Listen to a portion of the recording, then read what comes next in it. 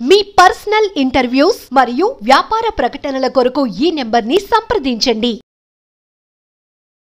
నమస్తే, welcome to మనం TV. ప్రస్తుతం మనతో పాటు ఉన్నారు న్యూట్రిషనిస్ట్ వనజ రామశెట్టి గారు. మ్యామ్తో మాట్లాడి ఈ మధ్య కాలంలో మనం ఎక్కువ గట్ అనే పదాన్ని ఎక్కువగా వింటున్నాం. అసలు గట్ క్లియర్గా ఉంటే స్కిన్ బాగుంటుంది, హెయిర్ బాగుంటుంది, మనం బాగుంటాం అంటున్నారు. సో న్యూట్రిషన్ వేలో గట్ని ఎలా క్లియర్ చేసుకోవాలి, ఇవన్నీ డీటెయిల్స్ అడిగి తెలుసుకుందాం. హలో మ్యామ్, నమస్తే. నమస్తే అమ్మ Shivani. How are you? I'm good. How are you? Good. Ma'am, ఈ మధ్యకాలంలో గట్ అనే పదాన్ని, ఈ వర్డ్ని ఎక్కువగా వింటున్నాం. అయితే అసలు గట్ అంటే ఏంటి, ఎలా క్లియర్ చేసుకోవాలి, న్యూట్రిషన్ వేలో ఏం తినాలి, ఏం తినకూడదు, స్కిన్ అయినా హెయిర్ అయినా బాగుండాలంటే ఏం చేయాలి? Gut basically gastro intestinal system అనమాట, జిఐ అంటాం సింపుల్ మెడికల్ టర్మినాలజీస్లో.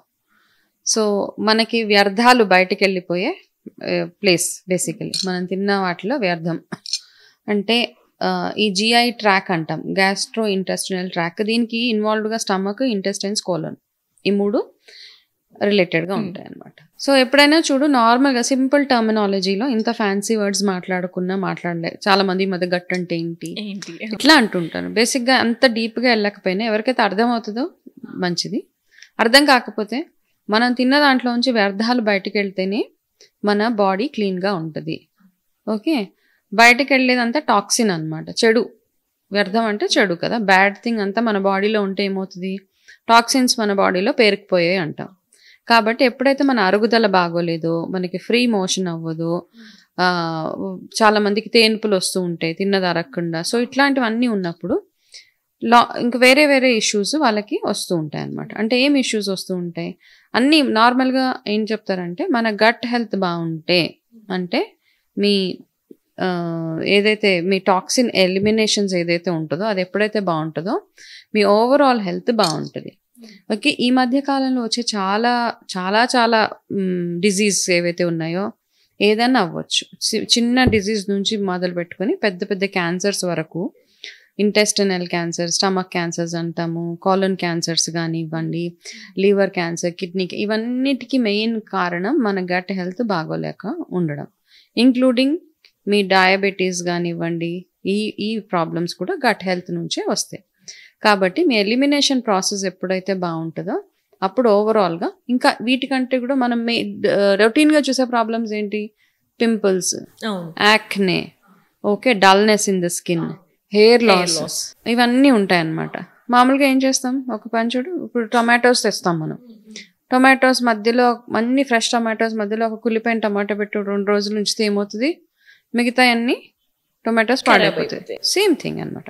సో ఆ చెడు వ్యర్థం ఏదైతే ఉందో దాన్ని బయటకు పంపిస్తే మిగతాదంతా మన బాడీ అంతా ఫ్రెష్గా ఉంటుంది, క్లీన్గా ఉంటుంది, యాక్టివ్ అండ్ హెల్దీగా ఉంటుంది. అయితే జనరల్గా టీనేజ్లలో ఇప్పుడు అమ్మాయిలకు కానీ అబ్బాయిలకు కానీ మనం హెయిర్ ఫాల్ చూస్తున్నాం, పింపుల్స్ చూస్తున్నాం, డ్రైనెస్ చూస్తున్నాం. అయితే అది టీనేజ్ ఎఫెక్ట్ అంటారా పెరుగుతున్న కొద్దీ, లేదంటే విటమిన్ డెఫిషియన్సీయా, లేదంటే గట్ క్లియర్గా లేకపోవడమా? ఇప్పుడు కరెంట్ జనరేషన్ది మాట్లాడాలంటే, ఒకప్పుడు ఒక 20 years బ్యాక్ వెళ్తే ఒక పాయింట్ చెప్పేసేవచ్చు అనమాట, బికాస్ వాళ్ళకి గట్ క్లియర్గా లేదు, లేకపోతే వాళ్ళు బయట ఫుడ్ తిన్నారు, ఇట్లా అని చెప్పడానికి రీజన్స్ ఉండేవి. ఇప్పుడు అట్లా లేదు కదా. So many things, so many factors. సరిగా నిద్రపోరు, chemicals, too much of chemical uses ఉంటుంది కదా, ఎన్విరాన్మెంట్కి చాలా ఎక్స్పోజర్ ఒకటి ఉంటుంది, డస్ట్కి ఎక్స్పోజ్ అయిపోతూ ఉంటారు, సరిగా తినరు, ఫ్రూట్ ఇంటేక్ సరిగ్గా ఉండదు, వాటర్ ఇంటేక్ సరిగ్గా ఉండదు.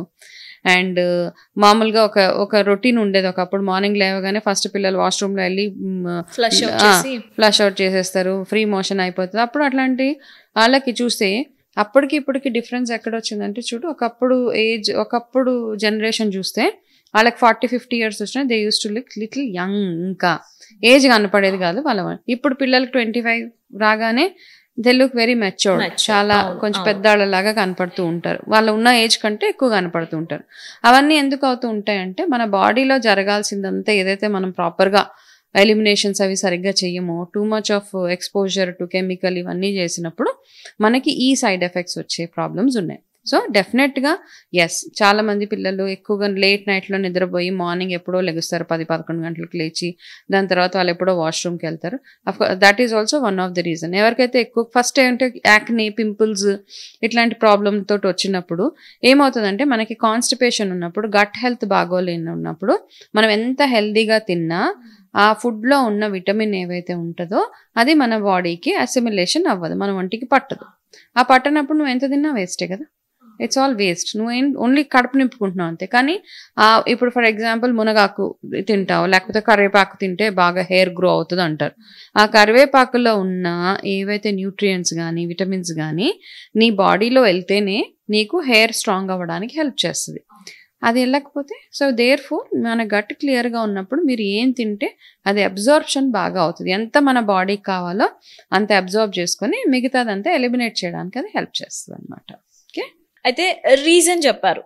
సో గట్ క్లియర్ గా లేకపోతే పింపుల్స్ కానీ ఇవన్నీ అని. సో దాన్ని ఎలా మార్చుకోవాలంటారు? ఎలాంటి డైట్స్ కానీ ఇవన్నీ ఎలా ఫాలో అవుతే బాగుంటుంది అంటారు? గట్ హెల్త్ ఫస్ట్ క్లియర్గా ఉండాలంటే water intake is must. Okay, ఎట్లా వాటర్ అంటే వాటర్ ఇంటేక్ అంటే ఎక్కువ వాటర్ తాగేయడం అని కాదు, మన బాడీకి ఎంత అవసరమో అంత వాటర్ తాగుతూ. అంటే మ్యామ్ ఇప్పుడు ఈ మధ్య కాలంలో ఎక్కువగా ఏజ్ ని బేస్ చేసుకున్న వాటర్ తాగండి అంటున్నారు. ఈ ఏజ్ వాళ్ళు ఇంత తాగండి, ఈ ఏజ్ వాళ్ళు ఇంత తాగండి. సో అది కూడా అంటారా? అట్లా అని ఏం లేదమ్మా. యాక్చువల్గా వాటర్ ఇంటేక్ అన్నది depending on 8 to 10 glasses standard మనది కదా. చిన్నపిల్లల కంటే కొంచెం తక్కువ పెడతాం, మరి చిన్నపిల్లలు కాబట్టి ఒక ఏజ్ వచ్చిన తర్వాత ఒక టీన్ అట్లా వచ్చిన తర్వాత 8 to 10 గ్లాసెస్ కంటిన్యూ చేయొచ్చు. కొంతమంది థెరపీస్ లా చేస్తూ ఉంటారు, వాళ్ళు కొంచెం ఇంటేక్ ఆఫ్ వాటర్ కొంచెం ఎక్కువ తీసుకోవచ్చు. ఓకే, సో ఫస్ట్ థింగ్ ఏంటంటే వాటర్ ఎంత తాగుతున్నాం, టూ మచ్ ఎంత ఎక్కువ వాటర్ ఎక్కువ తాగితే కూడా వాటర్ టాక్సిటీ పెరిగిపోతూ ఉంటుంది. ఓకే, అది బ్రెయిన్ సెల్స్కి వెళ్ళిందంటే చాలా డ్యామేజింగ్గా ఉంటుంది. కాబట్టి వాటర్ ఎంత తాగాలో అంత మాత్రమే తాగి. ఓకే, దెన్ ఇప్పుడు వింటర్ కదా తక్కువ వాటర్ తాగుతాం, సమ్మర్లో ఎక్కువ కాదు, వింటర్లో కూడా అంతే మన బాడీకి అంతే వాటర్ అవసరం పడుతుంది. దాహం వేయట్లేదు కదా అని కాదు, బట్ ఎవ్రీ 2 hours మీ సెల్స్ని హైడ్రేట్ చేసుకోవడానికి ట్రై చేయాలి. ఒకటి నెంబర్ 1. ఎక్కువ వాటర్ కిడ్నీ పైన ఏమైనా ఎఫెక్ట్ పడుతుంది? Of course too much water intake kidney మీద కూడా ఎఫెక్ట్ పడుతుంది. కాబట్టి 8 to 10 glasses is a good enough intake అనమాట. దాని తర్వాత వాటర్ ఎట్లా తాగుతున్నాము, ఒకవేళ మనం మన బాడీ మీద వర్క్ చేయాలనుకుంటుంటే కనుక చల్లటి నీళ్ళు, వేడి నీళ్ళు అట్లా కాకుండా గోరువెచ్చని నీళ్ళు రెగ్యులర్గా తాగండి. ఈవెన్ ఇన్ సమ్మర్ గోరువెచ్చని నీళ్ళు తాగితేనే మన హెల్త్ బాగుంటుంది. దానివల్ల వెయిట్ లాస్ కూడా అవుతుంది. రెగ్యులర్గా హాట్ వాటర్ తాగే వాళ్ళు తొందరగా వెయిట్ పుట్ ఆన్ అవ్వరు. అది కూడా వన్ ఆఫ్ ది రీజన్స్. ఎంత గ్యాప్లో వాటర్ తాగుతున్నాం అన్నది కూడా చాలా ఇంపార్టెంట్. మార్నింగ్ లేవగానే కొంచెం వాటర్, మళ్ళీ బ్రేక్ఫాస్ట్కి ముందు కొంచెం వాటర్, లంచ్కి ముందు, లంచ్ తర్వాత, అట్లా make sure by end of the day పడుకునే ముందు కంటే బై 7 o'clock మీ వాటర్ ఇంటేక్ తగ్గిపోయేలాగా చూడండి. ఓకే, సో అప్పుడు నిద్ర బాగా పట్టడానికి హెల్ప్ చేస్తుంది. దాంతోపాటు ఎక్కువ ఫ్రూట్స్ ఇంటేక్, జ్యూసెస్ కంటే కూడా ఫ్రూట్ని డైరెక్ట్గా తింటే దాంట్లో ఉన్న ఫైబర్ వల్ల మన గట్ బాగా క్లీన్ అవ్వడానికి హెల్ప్ అవుతుంది. 3rd is ప్రోబయాటిక్స్, పెరుగు, పుల్లటి పదార్థాలు, ఫర్మెంటెడ్ ఫుడ్స్ ఏవైతే కొన్ని ఉంటాయో అవి తినడము. అండ్ అఫ్ కోర్స్ షుగర్స్ అవన్నీ కాస్త తగ్గించుకొని ఎక్కువ ఫ్రూట్ ఇంటేక్, ఆకుకూరలు అవన్నీ తింటే మన గట్ హెల్త్ బ్యూటిఫుల్గా ఉంటుంది. ఫ్రూట్స్ అంటే మ్యామ్ మళ్ళీ ఇప్పుడు 6 తర్వాత తినకూడదు, బిఫోర్ 6 తినకూడదు, ఏ టైంలో తినాలి అనేది పెద్ద క్వశ్చన్ మార్క్ అందరికి ఫ్రూట్స్ విషయంలో. సో రైట్ టైం ఏంటి మ్యామ్? రైట్ టైం మార్నింగ్ నుంచి మొదలుపెట్టి. ఓకే, కొంతమంది ఓన్లీ నైట్స్లో కూడా ఫ్రూట్ తినేసి ఉంటారు. ఓకే, సో ఇక్కడ what is right, what is wrong అంటే కూడా ఇప్పుడు మన బాడీ ఒక సిస్టమ్కి అలవాటు అయిపోయి ఉంటుంది కదా. నేను 15 ఏళ్ల నుంచి నైట్ ఫ్రూట్స్ తిని పాలు తాగి పడుకుంటాను. సో నాకు అది అలవాటు. Please go ahead with it.